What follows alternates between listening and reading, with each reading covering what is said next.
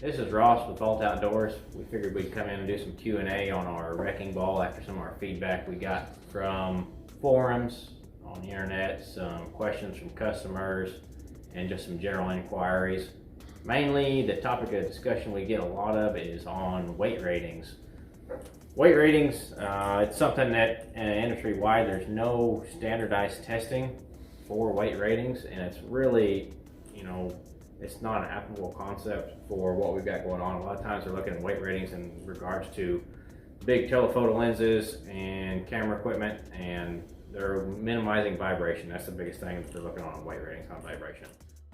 In the ball head itself, numbers that we'd see to get a failure would be arbitrary. I mean, you start looking at material strength, and that's not really, or I should say that's outside of the scope of what we'd be looking at for this application. All right, so we've talked qualitatively about weight ratings, how they're not necessarily applicable for what we're doing here.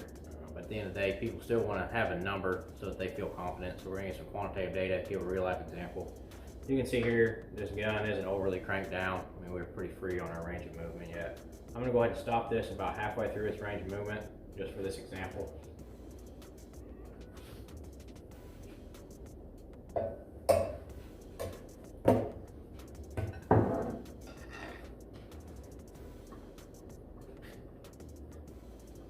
Crank this wood block in here just as a stopper, and you can see we've got a 45-pound weight that we're going to throw up on top of this ball head just to give you an example. Once again, even though we spent all this time saying this is just, weight ratings aren't something that's applicable for this application. Once again, people want to see numbers, so we got a 45-pound weight sitting on top of this.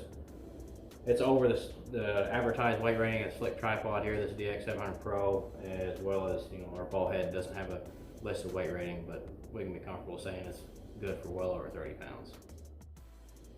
Another question we've had come in from customers is range of motion or degrees of travel. As you can see here, we've got a Johnson digital angle finder, and right here we're sitting level.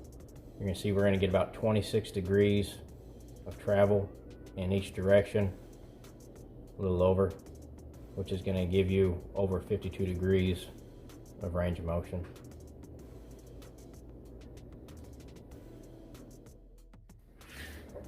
This ball head is going to handle any reasonable firearm that you're going to be using out and about, excluding an M1 Abrams tank, in which case we would expect you'd probably see a failure.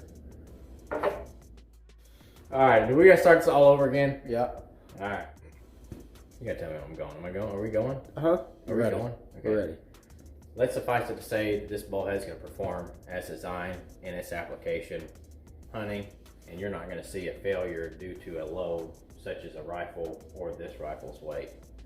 We're going to tie that right in the next segment that we get a lot of questions we have on the usability or user friendliness of this ball head on the tension adjustment. So you can see here we're in a supported weight, and you're going to see I'm going to take this, but that was a quarter turn to a fluid position, and you can see here we've got full range of motion after that quarter turn.